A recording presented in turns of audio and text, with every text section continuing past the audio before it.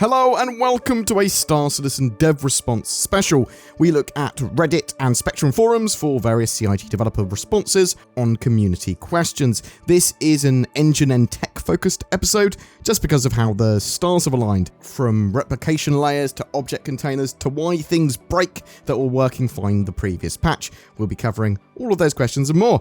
What is the current dev plans to handle immersion breaking issues involved with the separation of the replication layer, was a thread I saw where the OP, the original poster, says, this quote comes to us from a Chris Roberts letter in December in a section talking about the effects of divorcing the replication layer, RL, from the game server.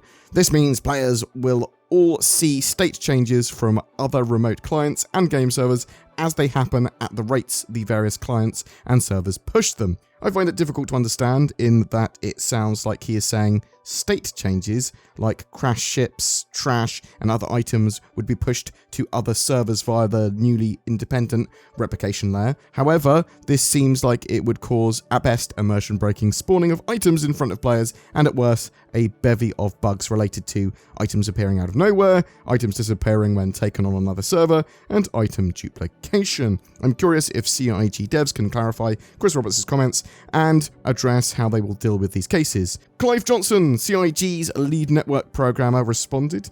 In the context of the quote, the word state refers to the networked and persisted properties of an entity, e.g. position, health, ammo count, fuel remaining, etc.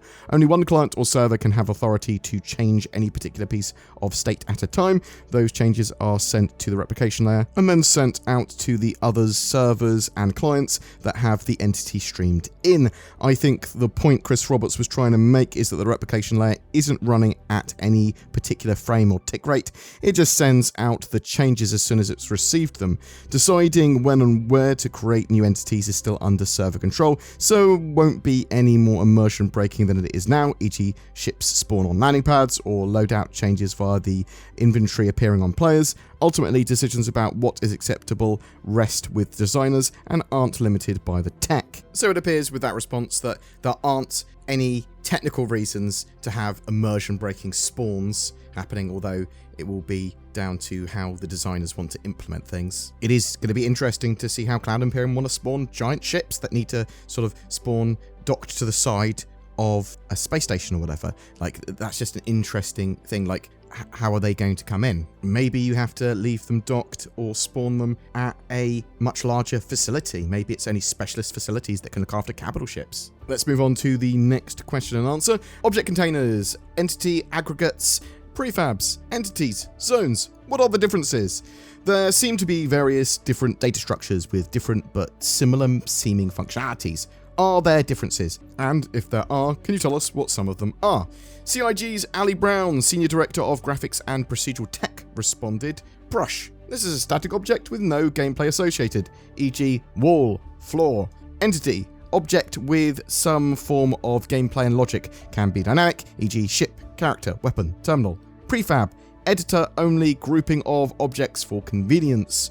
Object containers, group of exported objects, including but not limited to entities, can include other object containers to build hierarchies, e.g. room, building, town, city, planet, system. Entity aggregate, runtime grouping of entities that should update together to simplify multi-threaded code, e.g. ship and gun and items.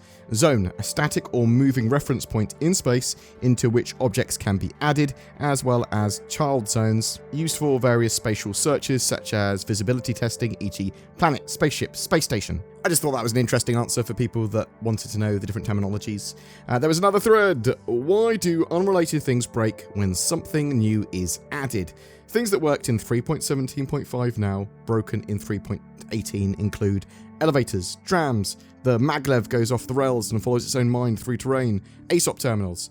The list is long and has now taken nearly 3 months in PTU and is still going. Each 3.18 patch, a few things are fixed and then 10 new known issues pop up. Why are these things breaking? Just trying to understand it a bit better. So the OP, yeah, literally, and there's a bit more to that question, but it doesn't really add anything to the question.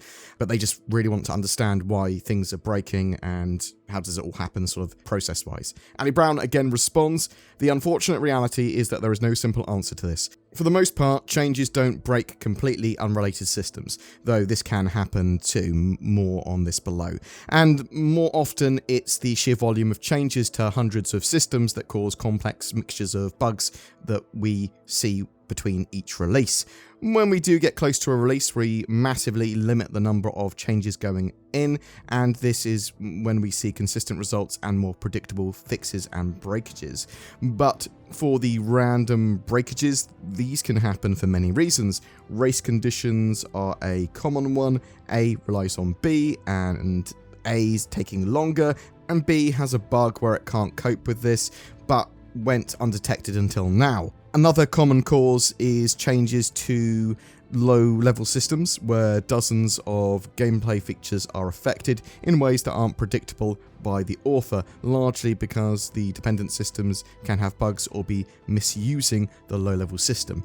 There are many more cases, but that's a few. I like that answer, mainly because it was like, yeah, things break. Often this is largely beyond their control, but there is a bit of a methodology to it, especially when they get closer to a patch becoming a live patch or a release state, but seemingly bugs will pop up anywhere. Hopefully this will be a lot more sort of stable as a platform to build patches once they've got a few more of those core systems in, once we're pushing past like the 4.0 branch and going into actually getting static server meshing and stuff like that into the game. The last thread I wanted to talk about here was performance cost of 64-bit to 32-bit floating point converters. So this is the change from 32-bit to 64-bit was touted a while ago and was a big change to Star Citizen, but the OP goes on here. Hey, I would like to know if you can share some information about the 64-bit to 32-bit floating point converter for the rendering that you implemented quite a while ago to allow for large levels. First off, is it still in use today? I guess the world space positions of game objects will have to be calculated from the relative positions in nested zones and bubbled up, and then positioned relative to the player's camera position, and then converted to 32-bit. Is that correct, or are there additional optimization tricks? How much performance does this cost on each frame being rendered? Ali Brown responded again, positions are stored in our zone system, where each zone is one frame of reference, such as a spaceship or planet.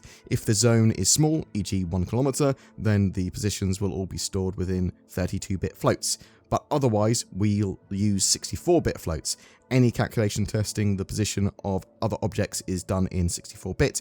When objects are passed to the renderer, we make them relative to the camera and then convert to 32-bit.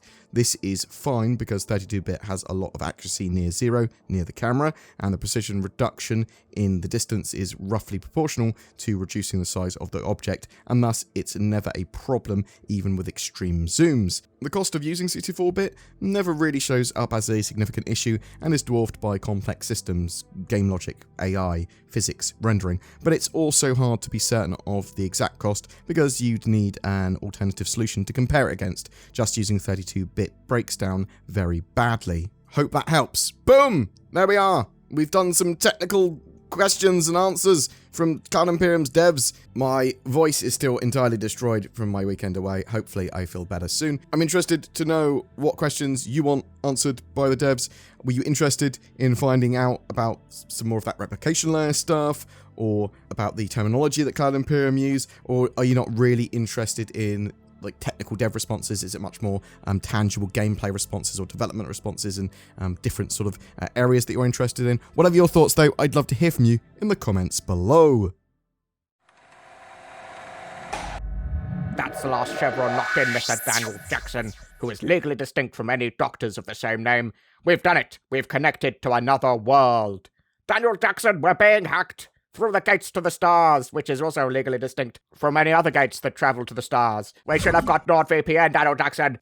We would have been able to browse the internet safely, accessed our favorite content on Netflix, and we would have been able to have privacy. We would have had less of these Egyptian-looking snake people attacking us too. You should check out nordvpn.com/BoredGamer and get yourself a great deal on NordVPN. Just click the link in the comments section below. Every month we have a ship giveaway. For February, it's for a Crusader Spirit C1, the very cool looking multi-crew, multi-role competitor to the Cutlass Black and Freelancer. As it's a concept ship, you'll get a Cutlass Black until it's made flyable. You'll get lifetime insurance with the ship and a game package for Star Citizen 2, so all you need to play. Just comment on any of my videos made during the month to be in for a chance of winning that. If you would like to further support the channel, then consider becoming a Patreon or using that join button under my YouTube videos to become a channel member. It goes a massive way to helping us make videos every day, and you'll get some exclusive content from me and Zinnia from time to time too. Become a BoredGamer today!